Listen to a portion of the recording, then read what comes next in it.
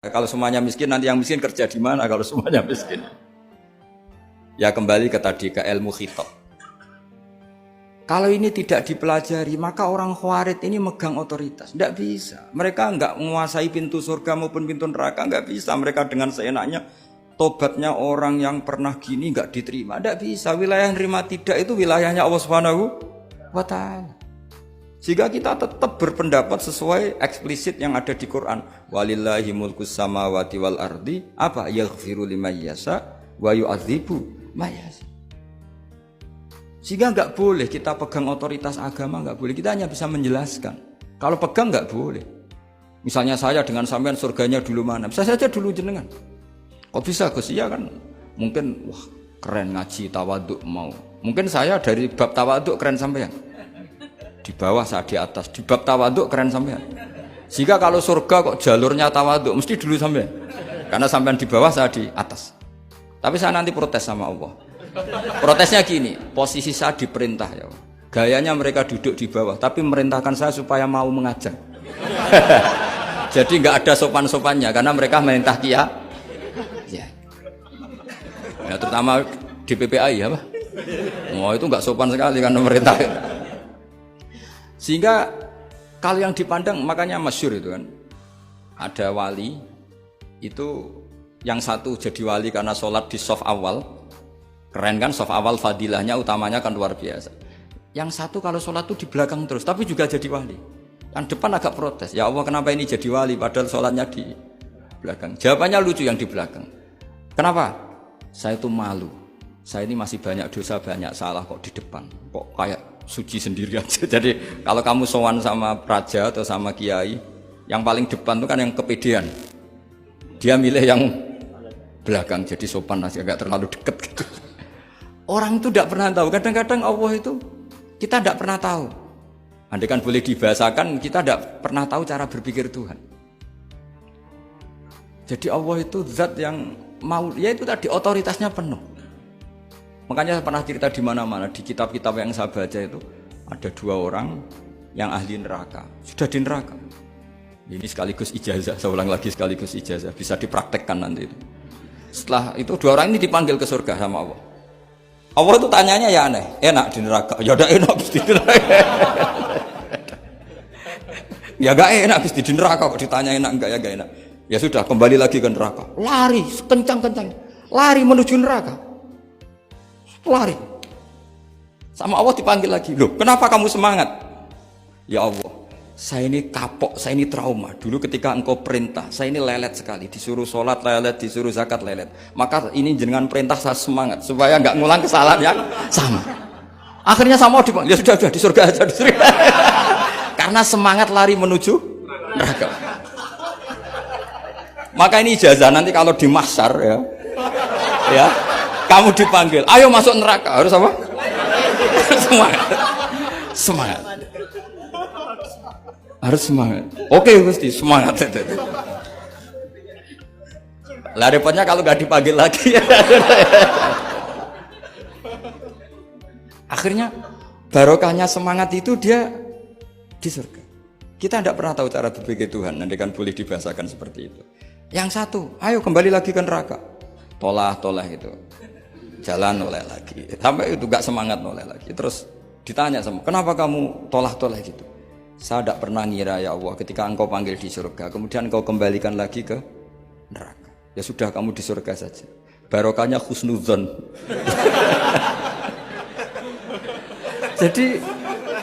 jadi Tuhan itu unik. Makanya dalam tradisi ulama itu ad-dinu ar-riwayah, agama itu riwayat. Sebagian diredaksikan inna hadzal ilma dinun fanzuru amman ta'khuduna dinakum. Agama ini, ilmu ini agama, maka lihat riwayatnya.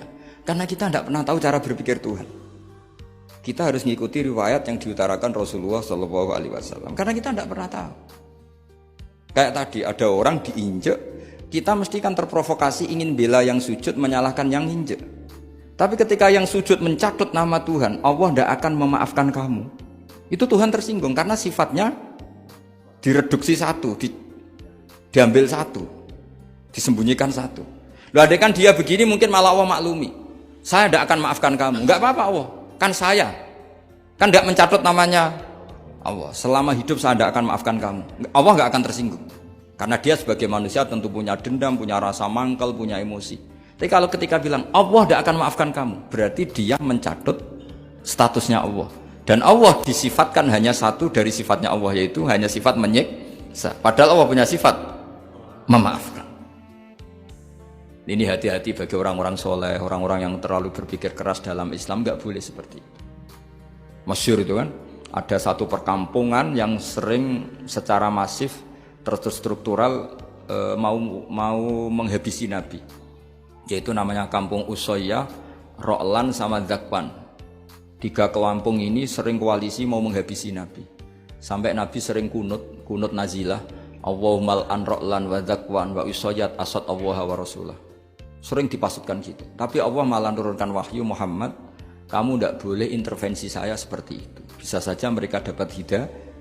Semenjak itu Nabi meninggalkan kunut nazilah. Terus dan sebagian ulama mengatakan itu awal diturunkannya ayat laisalaka minal amri syai'un au yatuba alaihim au yu'adzibah. Jadi ini sekaligus lagi-lagi ini bab khitab.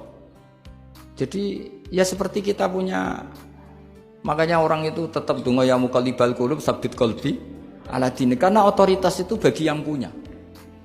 Maka kata Malik, kata pemilik itu kunci dalam ilmu tauhid atau ilmu tafsir atau ilmu apa saja.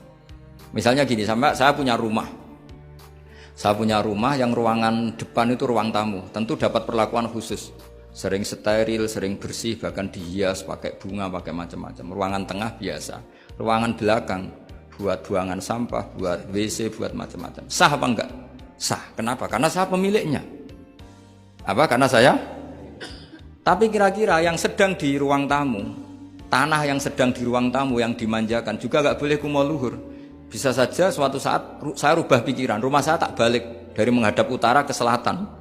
Yang dulu WC jadi ruang tamu, yang ruang tamu jadi WC. Langsung perlakuannya rubah 180 apa derajat, 360 derajat. Nah itu yang di sini nih.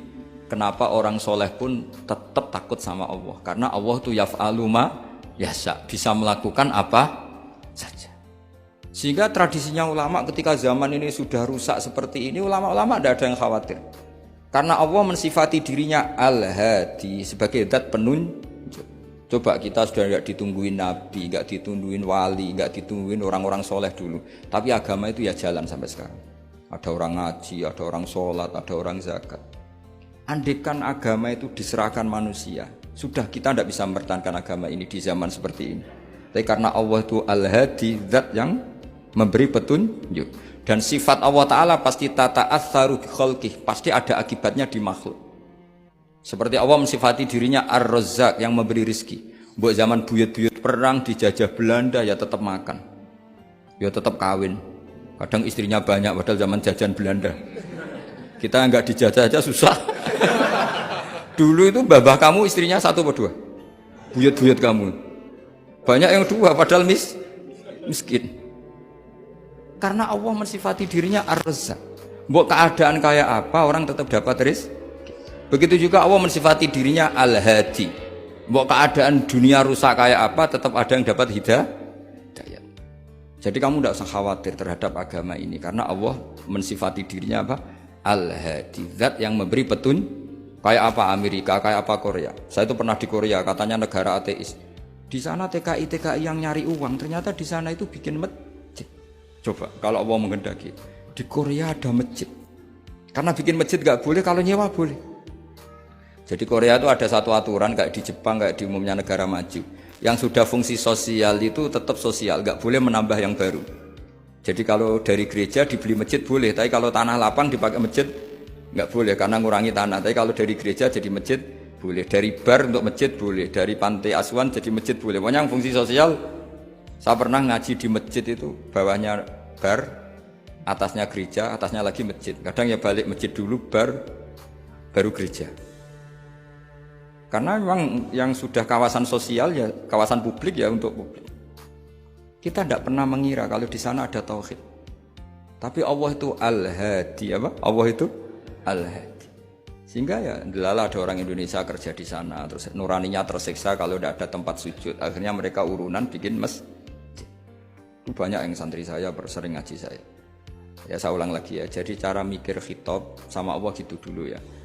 Enggak boleh kamu berpikir khawarid yang membatasi kekuasaan atau hidayatnya Allah Subhanahu wa ta'ala. Karena kita tidak pernah tahu. Sa'labah ngomong gitu itu masalah besar. Karena mengatakan kekasihnya Allah itu pemungli. Karena tadi, wah ini tidak zakat lagi tapi apa? Pungli. Ini apa? Pemerasan. Karena tadi jumlahnya sudah sekitar 4.000, zakatnya kan banyak sekali. Makanya saya mohon, saya model di UI itu setuju. Kalau zakatnya dimulai dari kecil lebih ringan. Misalnya kita gaji 1 juta, dipotong 25.000 kan ringan. Tapi kalau gaji kamu 1 miliar, kan mendingan untuk bayar supir buat yang jaga gudang, kan mesti pikirannya sudah macam-macam daripada dipakai zakat. Ya, jadi diantara menganalisis Quran adalah apa? Dudukkan Allah sebagai malikul umur kulliha, yang menguasai semua urusan. Tapi kalau kita apapun hebatnya hanya sebagai ulama, hanya sebagai mufti, hanya sebagai kiai, itu tidak punya otoritas. Sehingga misalnya banyak kan, misalnya anak yang kita cintai, kita modali malah bangkrut, yang tidak kita modali malah kaya. Karena urusan tidak di tangan kita, tapi di tangan Allah Subhanahu wa ta'ala. Masjid juga gitu. Masjid yang dikelola secara sehat, ramai jamaahnya gini-gini, itu dikelola oleh manajemen. Ada masjid yang kelihatannya sepi, jamaahnya ya sedikit, tapi kadang-kadang diridhoni Allah. Kenapa? Karena masjid itu nggak menjadi problem sosial bagi komunitasnya. Saya beri contoh, masjid ramai tentu baik, nggak perlu saya ceritakan. Karena masjid ramai itu ya mesti baik. Masjid yang banyak jamaahnya tentu baik, itu nggak usah dibicarakan. Tapi ada beberapa masjid yang sepi, tapi Allah itu suka. Kenapa? Karena lembaga agama itu nggak boleh mengganggu sistem sosial.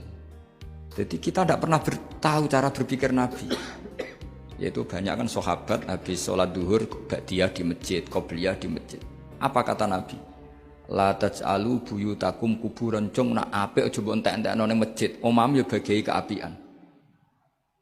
Rumah kamu jangan jadikan kuburan. Jadi sholat sunatnya di masjid, ba'diyahnya di masjid. Pulang-pulang tanya, "Mah, makannya di mana?" Terus marah-marah karena kurang disediakan makanan.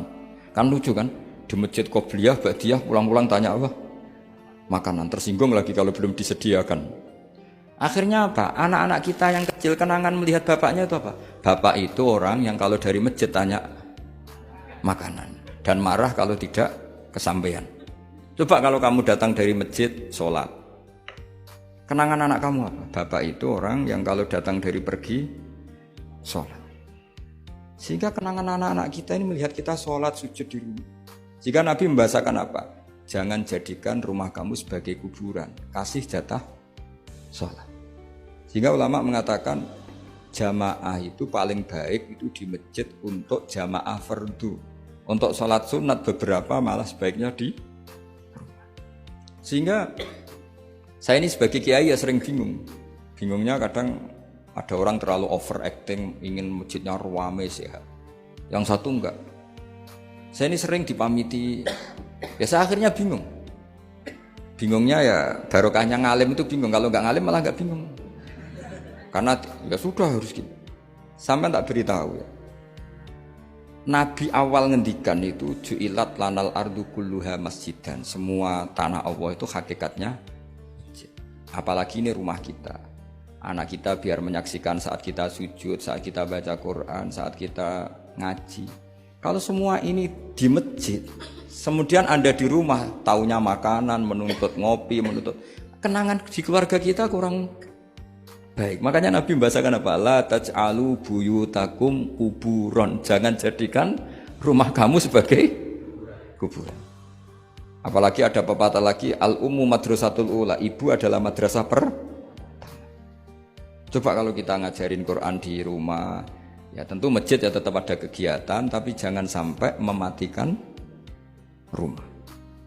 Sehingga kita sebagai ulama itu ada masjid ramai ya seneng, ada masjid setengah ramai ya nggak apa-apa.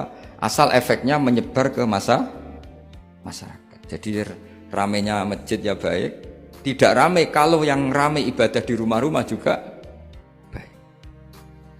Maka dulu zaman Nabi Musa malah istilahnya waj'alu buyutakum qiblata wa aqimus sholat. Jadikan rumah kamu sebagai kiblat, sebagai tempat ibadah. Coba kenangannya Nabi kalau sholat malam itu di rumah apa di masjid? Di rumah. Sehingga Aisyah punya kenangan sampai hatta waromat qodamau, sehingga kakinya Nabi bengkak. Dan Nabi alami saja. Kamu kira Nabi sholat punya kayak anak-anak sekarang kan yang ada ruang sholat. Ternyata hanya dipasang sajadah sama tasbih, nggak pernah dipakai. Kalau Nabi enggak, yang dipakai Sayyidah Aisyah itu ya tempat sholat. Sehingga kata Aisyah, Nabi itu sholat di tempat tidur saya. Kalau Nabi sedang berdiri, kakiku tak selonjorkan. Kalau Nabi sujud, kakiku tak ingkretkan. Ya di tempat Sayyidah Aisyah tidur itu. Nabi sholat. Pas berdiri kan berdirinya Nabi lama, Aisyah selonjor. Pas Nabi mau sujud, kakinya diingkretkan. Segampang itu Nabi. Akhirnya apa? Kenangannya Aisyah sebagai istri itu doa-doa tahajud, doa-doa. Coba kalau Nabi tahajudnya di masjid, Sayyidah Aisyah tidak punya kenangan doa-doa apa? Tahajud. Sehingga kita harus ngikuti ngaji. Kalau nuruti teori ya, sholat itu ibadah. Sebaiknya kalau ibadah ya di tempat ibadah. Tidak seperti itu cara pandang. Kata Nabi, semua buminya Allah adalah saksi kita ketika ketemu Allah. Semakin saksi itu banyak, maka semakin baik. Maka kalau sholat sunat, kesunatannya itu pindah-pindah tempat. Tapi ya jangan terlalu habis di sini terus pakai mobil ke sana gitu. Iya, kalau pas di perempatan ada orang cantik nggak jadi diterusin nanti. Tapi ini sama saya cerita ya. Jadi di antara mengkaji Quran itu mengkaji cara Allah membuat khitab. Dan yang kunci semua adalah Allah adalah zat sing otoritatif malikul umurikul